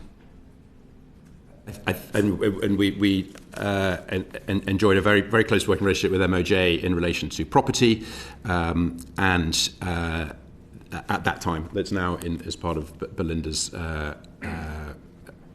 function within the Home Office. I get that, but at the time, why didn't you use the established staff and advisors that you had for all your property purchases before this one? You changed it for this one. Why did you change it for this one? So there was a memorandum of understanding with the MOJ to provide property services to the Home Office. Yes. This programme sat separate from the sort of core property that was managed by the MOJ team at the time. There were resource issues within the MOJ. I was actually in the MOJ at the time, and that memorandum of understanding was to provide a very distinct suite of services to the operational estate. It wasn't to provide property advice to programmes and projects that sat outside of that. So you didn't use them, but even though you didn't use them, paragraph 8 makes clear that they were still prepared to offer advice, but you refused that advice. You got in a contracted staff. Paragraph 9 says the Home Office did not put in place arrangements to oversee the work of contracted staff. So Matthew, you've just made it very clear that contracted staff, and I'd like a note, even if in confidence, of the name of the person who was leading for the contracting staff and his team or her team, because it seems to me that they were at the heart of all of this. How did you know that they were giving you the proper advice? Who were they? I'm very happy to answer both those questions privately, Chair. In this session, let me just say that one of the lessons that we have learned is to bring in very significant expertise in-house that we did not have at that time. I look forward to that advice, but it is quite an unusual arrangement. Even more unusual, it says in that paragraph, that they were the only people that were talking to the vendors. So how do we know that they were actually giving you true and impartial advice? Well, the accounting office at the time received advice from all of the relevant parts of the Home Office, including the lawyers, the financial function, the SLIM property function, the Asylum Accommodation policy function, and others as part of the accounting officer advice in order to secure the necessary approvals before the acquisition. There were other stages as well, but at that stage all of it came together, and at that point people were able to see the totality of the advice and to test it. I press you again. How did you know you were getting proper advice? How did you know you weren't overpaying for this site? You didn't get a proper Red Book valuation. Correct, and that's one of the lessons that we have learnt. Yes, but that's essential in any property purchase to have a proper valuation. You didn't consult the government property advice people in the Cabinet Office. So how did you know? You got these people from outside somewhere, whoever they were, complete strangers. How did you know that you weren't overpaying for this property? Well, they weren't complete strangers, and we were receiving advice, albeit not as much as we should have done, but we did have advice from other people, and we had done all of the steps of assurance which I set out earlier in this hearing. So we weren't operating in a total vacuum. At the same time, I absolutely accept that there are things that the NAA report sets out which we have accepted and we will be doing differently. We're already doing differently from now on. But it's not fair to say that just one person was operating in a vacuum. I know, I'm sure he or she had a team, but nevertheless, we don't know much about them. We don't know who they are, whether they were professionally qualified people. It's just that paragraph in this report doesn't pass the property smell test. I can tell you as a property person, and I am not sure that you were getting full and fair, impartial advice. But I would welcome quite an extensive note, comprehensive note on that aspect, because I think it's absolutely key to this whole matter. Finally, no, because I'm going to want to bring Luke in, and then I'm going to have a little break before we go on to the general questions. Was the current second permanent secretary, Simon Ridley, the accounting officer for Northeye, who signed this off? No, it was. But he started in April 2023, and in March 2023, it was his predecessor, Tricia Hayes. So why, in that case, didn't you bring one of those two with you as witnesses today? I'm not casting any aspersions on your good colleagues who either side of you, but they weren't there at the time. So why didn't you bring somebody who was there at the time? Well, Tricia has retired from the civil service, and I could have brought Simon, but I brought Joe and Belinda. Well, he was the person who actually signed it off, presumably not you. Who actually signed this off? The accounting officer was Tricia Hayes. Or the exchange. That's right. And who was it her successor who signed it off for the completion? I am now the only accounting officer in the Home Office. At the time, up until the moment Tricia left, she was also an accounting officer. I was the principal accounting officer, and now I am the only accounting officer. She had a successor at the time. You had a second accounting officer Absolutely. at the time. Yeah. So why didn't you bring them before this committee today? Because they were there contemporaneously during the course of this. It would have made sense, surely, to have somebody who was actually there at the time. Well, so, I mean, I take responsibility for bringing Joe and Belinda. I mean, Simon is not the accounting officer. He is the second permanent secretary overseeing all the migration and borders part of the department, including this. But he only came into that role in April, which was, I think, the same time that Belinda came in. Okay. Is that right? Yes. Right. I'm anxious to move on from this rather dreadful affair, but I'm going to give Luke Charteris the last say.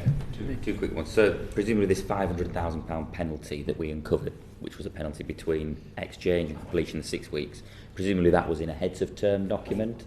So I'm just curious as to which official at the Home Office actually reviewed that heads of terms. I've negotiated heads of terms in the private sector. It's not difficult. It's quite punchy. It specifies it. So I'm just curious as to who at the Home Office reviewed the heads of terms with that clause in. I think we might need to, unless you know, I don't know. We'll write to you with that information. No. Thank you. And then secondly, to hone in on something you said, Sir Matthew, buying rather than renting, clearly a better option.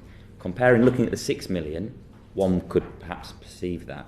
However, again, speaking to my private sector experience, we would never have dreamed of purchasing an office. We would have rather shared, but rather someone else take on the risks, the logistics, and also we would have rather retained the commercial flexibility. So did you actually undertake an assessment as to whether buying or leasing would have been a better option, regardless of the overall £6 million figure? Yes, I didn't mean to say that buying is always the better option. Clearly, that is not the case. But if the option was £6 million per year to lease versus acquiring the site and the asset for in round numbers 2.5 times that, that was clearly preferential in this case. But that's a case by case judgment, which would be part of the advice ultimately to the accounting officer. You did look at whether it would be better value for money for the taxpayer to lease it at a lower value than 6 million. I think that the options were looked at different times. So the leasing option was the original option. And so we looked at it then and rejected it then. And then the acquisition option came along and we looked at that and decided to go ahead with that. So I'm not sure whether there was any point where, if you like, it was a sort of choice as between leasing and acquisition. But if I'm wrong on that, I'll write to you to correct the record. I'm not sure it's not necessarily that compelling, because at some point in any project of this nature, one should always conduct that assessment. Is leasing, renting, or purchasing better VFM? And I'm curious to know at what point in the process was that analysis presented, possibly even to ministers at the time. I suspect it was deemed to be better value to purchase the freehold on the basis that when the Home Office... Suspicion isn't really going to help us, is it? Well, when the Home Office no longer requires the site, the opportunities to sell are greater, and obviously one of the key things that you would utilise that site for would be for housing. So there could be recovery of additional costs by It'd probably be helpful units. to have that note setting out precisely what happened with the leasing consideration, the purchase consideration, and why they weren't considered together as options. Absolutely. Yeah. Also, if I may, which Home Office official reviewed the heads of terms with those kind of, if I may, silly clauses around the 500 and 400k? I'll do that in the private advice to the chair that I've already committed to. Yeah. Thank you. And you mentioned advisors. We understand some of them were actually warning you about these terms, so it'd be helpful to have a note about that as well, whether that was the case. Okay, moving on now to the wider issues of asylum accommodation. Chris Kane. If you would just indulge with one question, I think you said you're now the only accounting officer That's right. in the department, but there was two. Just for me, as the new boy here, what is it? Is it normal to have more than one, or is it normal to only have you? I think both options are normal. I don't think anything is unusual, either having just the permanent secretary as the accounting officer, or in departments where there is a second permanent secretary, sometimes that person is an accounting officer and sometimes they're not. I think I defer to my colleagues from the Treasury Office of Accounts or the National Audit Office, but I'm pretty sure that neither of our different setups is particularly unusual. Yeah, so you can do either. So it's for the principal accounting officer, i.e. the permanent secretary, to decide whether they want an additional accounting officer. So if they think there's a particular area of the department's work that merits, that they sort of are struggling to kind of apply correct accounting officer duties across the whole piece, they might say, I need some support here, so I'm going to appoint you accounting officer for this bit of the department's work. So some departments have it and some don't. So it's not a lesson learned to go from 2 to 1. It's just Correct. It's unrelated to this. Yes. And you do just one more. This, with the benefit of hindsight, is doing an awful lot of heavy lifting in this session. It seems to be so. I'm hoping we're doing more than we promised not to do it again. What breaks have you got in place? What procedures have you written down? What can we look at that actually will give us a sense that if your successor decides, just to go rogue in 10 years' time, that from this endeavour there has been a set of procedures that are written down that will actually have a series of breaks? So there is a set of procedures that are written down that has a series of breaks. The most important, the first one, is the one that Belinda set out earlier, which is the gateway process. So before any site of any size, for any purpose, gets to the level of acquisition, the due diligence from property professionals in-house will be done. And that's one of the parts, but there are other examples of that within our lessons learning to assure you of that question. Okay. Answer to that question. So we're going to move on now to some questions looking forward. We've obviously had the budget. We've had phase 1 of the spending review. We've had you've got big savings targets to meet over the next couple of years. I think it's 2.2 billion with Rowland not being there. That's a big bit of the pressure, I would imagine, no longer there for you. But how confident are you that you can deliver the cost savings from asylum support that's implied by your spending review settlement? So you're absolutely right that the spending review for 25-26 requires us to make some further significant savings from our asylum accommodation budget. We've already reduced the reliance on and cost of hotels. We have closed 191 hotels from the peak and have a plan to continue to exit hotels. And as I said earlier, the per person per night cost has already fallen from £8.8 million to 5.5 million. And we are continuing to work on that because that is still a very big number. We have a plan that Joe is overseeing to reduce that number further. As with other parts of the government, it is going to be tough. We have some stretching targets. We have to increase our income. We have to commit to these savings. We have to find other savings as well. But we have a detailed plan to do that. And what are you going to do if you can't bring the costs down as quickly as you need to? Well, we will be striving to bring our costs down as quickly as we need to. And some of that is about the upstream measures that we're taking to reduce the number of people coming irregularly into the country. Others are much sort of closer to home in terms of ensuring that we're maximising the use of the existing hotels that we have. There are lots of other things in between, but there's just two examples of that activity. So we will continue to work flat out to live within those targets, or even to exceed them if we can. If we cannot, then we will be forced to do what any government department does, which is to have an in-year conversation with the Treasury. But we are not seeking to do that. We have been funded to live within our settlement, and that is what we are planning to do, and we have a plan to allocate the resource around the department for the 25-26 year, and we are full steam ahead doing that. Thank you, Chair. I know you're running out of time, so I'm happy to move on now. Yeah, thank you very much. Lloyd. Thank you, Chair. I think what I found quite sort of shocking in the responses that we've heard today is that, as far as I'm aware, that there does seem to be something of a worrying culture that was in the Home Office at the time when decisions were made around acquiring these larger sites. And some of the language we've heard today seems to almost speak to a worrying culture. I think, Belinda, you said about we progressed with some unknowns, and I found that quite sort of alarming, that that's the kind of, for want of a better word, blasé language we'd use when we're talking about such large sums of public money. And I also found sort of Sir Matthew's comment saying these larger sites were part of a way of innovating, and it was an experiment, I believe were your words. And I find that deeply alarming if we are to find ways, and we're to get assurances from you today, that we're going to address the weaknesses in how we acquire asylum sites, and we are going to provide better value for money. Because I think if that's the sort of the language we're still using now, with the benefit of hindsight, how are we actually going to ensure that these kind of mistakes aren't made again, and that we understand the gravity of what went wrong at that time in the Home Office? Absolutely. Well, let me try again. I mean, if you are seeking in the public sector to do something very difficult with limited resources and high expectation from the public or from parliamentarians or from ministers or from others, then I stand by what I said earlier. The way to do that is to, in a world where you do not have very precise evidence about exactly what works, you have to innovate.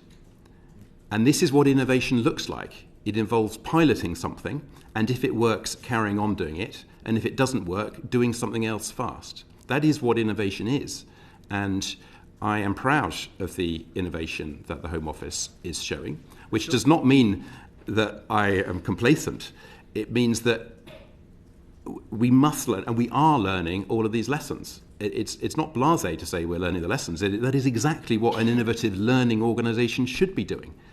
And that is what we are doing in relation to these sites. That is why the accommodation strategy for the next 10 years looks very different from the accommodation strategy of the last 2 years. What I worry with Sir Matthew. Yeah, so just one quick one. Just what I find quite worrying is that the innovation came at a great public cost. So again, what reassurances can you offer us that actually you're not going to repeat those mistakes? Because I think to simply say we're proud that we're an innovating department, we're proud that we're a department that takes risks, is quite alarming if those pilots, those innovations go so drastically wrong, as they did with Northeye, as they did with Bibby Stockholm, and there is a huge amount of public money that's at stake here. We have made the significant changes in relation to capability and systems so that the specific lessons are learned. But I repeat, to have not tried anything in this space would have been an even greater use of public money. It would have cost even more, because that £8.8 million per night figure would not have come down as much as it has. And so I urge the committee to see the context within which we are operating, and to accept that, provided we do learn the lessons, that this is the right way to go about doing that. That we do not live we are not operating in a world where we have absolute certainty about everything. There are so many variables. You have to make judgments, and you make the judgments on the basis of the framework that we have, the 4 accounting officer tests, and within that, the culture and the ability to operate quickly and to learn fast. And I think it is a really important part of this committee's work, if I may say so, to hold us to account for that, but also not to expect us just to carry on operating as we did in the past, because that would create an even bigger problem. Thank you. Thank you very much. Chris Murray. Thank you. Obviously, we've seen asylum numbers surge in recent years, and the Home Office has had to respond to that. So you've had to stand up hotels all over the country at very short notice. You've had to, as you say, we put it, like, try these Pathfinder innovative approaches. Would you say that the Home Office has been operating in an emergency framework, and this is a result of that? Or would you say this is actually part of the systematic approach the Home Office has to the asylum process? And the reason I'm asking that question is it's predicated on the Home Office's projections that asylum numbers will go down, partly because we started processing claims, partly because the government hopes it will move people through the system. What if that doesn't happen? Do you think that, would you stay operating at an emergency status where you cut corners on things like the due diligence? You might disagree with the word cut corners, but certainly not do some of the due diligence that should have been done. Or is this not a standard operating procedure? This is unusual, and we will return to a place where this kind of stuff doesn't happen. Let me say one thing and then invite Jo to say more, because she's overseeing the Asylum transformation programme. So I think it is now business as usual. I think this level of pressure on the system is what we have been operating in now for a few years, and we need to be able to continue to operate in a sustained way. Sometimes our ministers do talk about sort of crisis, emergency, and so on. I absolutely understand why, and that is a reason on some issues to operate with extreme pace. But we have learnt, we are learning the lessons, and we have learnt the lessons that if you go too far in that direction, you lose some of the assurance, and so it's getting the balance right that is so important. But in relation to the asylum transformation, Mr. Rowland, I'm sorry, I'm rather cutting you off today. When you answer, could you please include in your answer the fact that basically, as you process asylum quicker, you put more pressure on the criminal justice system in the tribunal service? And can you just very briefly, because we've got an awful lot to cover, outline what discussions you've had with the criminal justice system in that very important respect, because there are already huge backlogs there?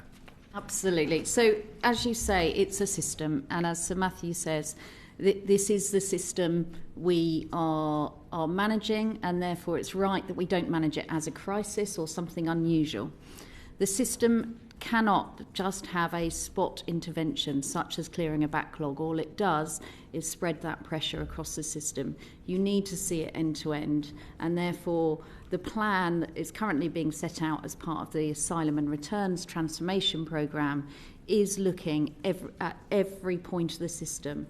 From intake, are we making sure that we're managing intake? The border security command's been set up, looking at that end of the system. The backlog, as you know, there was a pause on asylum and caseworking for a couple of months.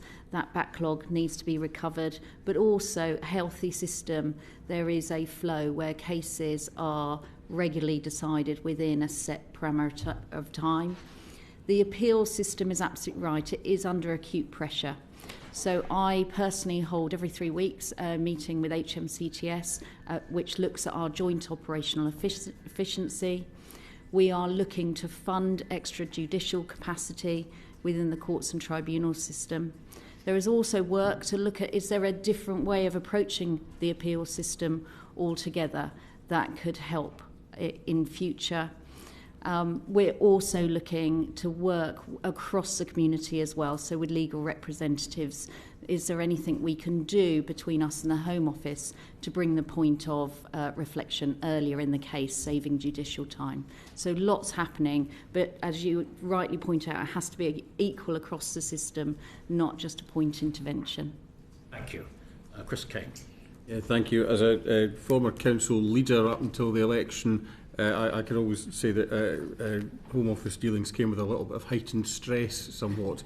for council officers. And I'm sort of looking at one of our conclusions. We are concerned that the Home Office is not engaged effectively with local authorities about the impact this work is having in local areas. It's a previous one.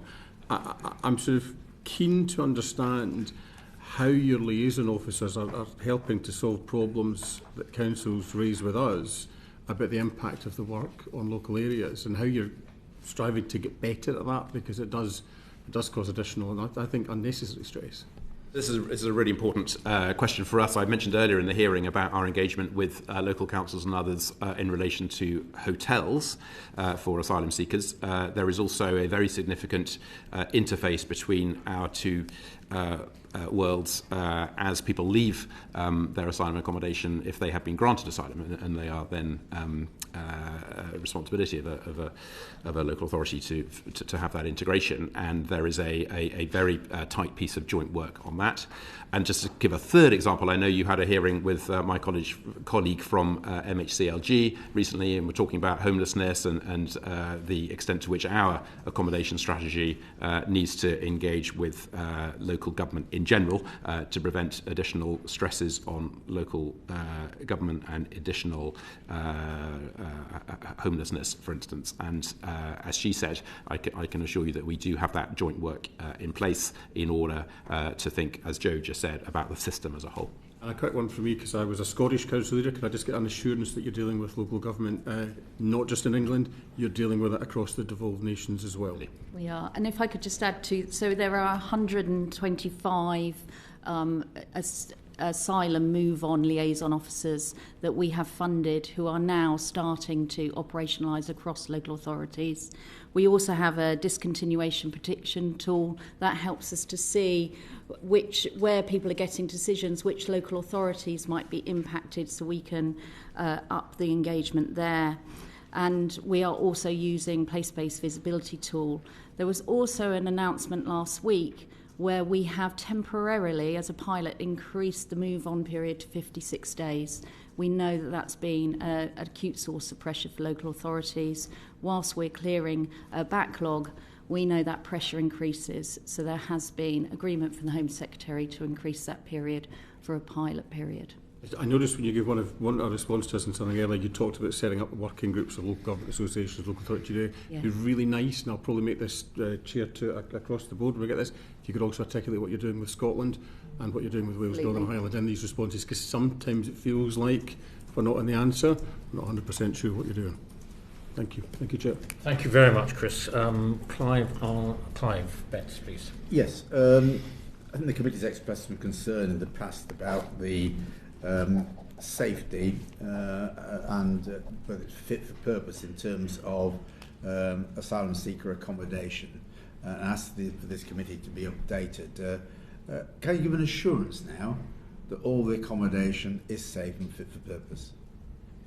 Yeah, I mean, this is our top priority, and our providers know that it is our top priority, and it is their responsibility to live within to operate within the framework that we set, and safety of the users of the accommodation is paramount. And if contractors fail to do that, you gave an answer before to the committee about service credits. Yeah. Why don't you just enforce penalties against them? You go. Yeah, we do, and we have. And the other thing I can say, we're in the midst of actually auditing all our providers for their health and safety. We're auditing that their procedures are being followed through. So not only do we can and do penalise if there has been a falling short of standard, but every now and again, just as we are now, we'll do a deeper audit to assure ourselves. You tell the committee may have to write to us about how many penalties you've enacted against contractors. We can. Yeah, we can write to you on that. That's very kind. And in terms of the audit, is that something you do regularly? Is this the first of its kind? It's the first of its kind to this level of detail, but we do regularly audit our suppliers through the team. Why has the detail changed then? It's the team do a fantastic job in going and spot checking our suppliers. I think it's right in due diligence terms that every now and again you get independents to come in to reassure us that our spot checks are working. This is an independent audit. Yes. First time you've done one. Of this specific nature on safeguarding, we do independent audits on thematic basis. Chris Murray. Thank you. So obviously one of the key determinants is how many asylum seekers are coming into the system. What impact is the new Border Security Command having on those flows into the system, and how are you seeing that system adjust in response to those changing flows? Well, it's early days, but the Border Security Commander started work in September, Martin Hewitt, and made a very strong start and is pulling together the Border Security Command. And of course, the way that that's set up, modelled on the former OSCT, they're not doing all of the doing. They are the convening power, if you like, the controlling mind, and then they are working with our operational partners in the National Crime Agency, law enforcement, intelligence community, and others. So I would say it's early days, but it is the start of a very long haul, working upstream, working with countries. I mean, the Home Secretary was in Iraq, for instance, last week. We need to be working with all of the countries that people come from and go through, not just with our partners in France. So that is the work of the Border Security Command, and we look forward to keeping this committee and indeed the Home Affairs Select Committee updated as they make progress. Just get that, very, very good. But is there any sort of concrete impact that you're seeing it having so far? I think it's too early to point to particular reductions in numbers crossing the channel and so on. But rest assured, we are tracking all of those metrics. We have invested £75 million this year, £75 million next year. There are additional specialist investigators coming in, all part of that work of the Border Security Command. Thank you. Matthew. Final question from me. In the last hearing, we discussed the issue of dispersals of housing asylum seekers and the competition for rents locally and the difficulty you're causing local authorities on all aspects of the housing lists. What are you doing to address that? Thank you, Chair. I should have said in answer to the question about our joint work with MHCLG that one of the commitments that we have made is that if we ever hear that a local authority is seeking to acquire a particular piece of accommodation, we withdraw our interest. Yeah, that's one issue, but the other issue is general demand for very small amounts of rental accommodation. And you were rushing in paying considerably higher rates than the local authority was paying, and that was driving up rents. If you recall, this was the issue that we identified in the previous hearing, and I want to make sure that doesn't continue to happen in the future. Absolutely. So that is the purpose of the joint work that we are doing with MHCLG on the joint strategy. That is working, is it? Well, again, a bit like the previous answer, it's probably too early to have the evidence for sure that it is working, but rest assured that we are tracking it closely. Okay. Right. Can I thank you, Sir Matthew? This has been a tricky session, but I'm very grateful to you and your colleagues for coming this afternoon. We will reflect carefully on your answers. An uncorrected version of the transcript will be available, Clark, in the next few days. So we'll all look forward to reading that, I'm sure. So with that, thank you again. Order.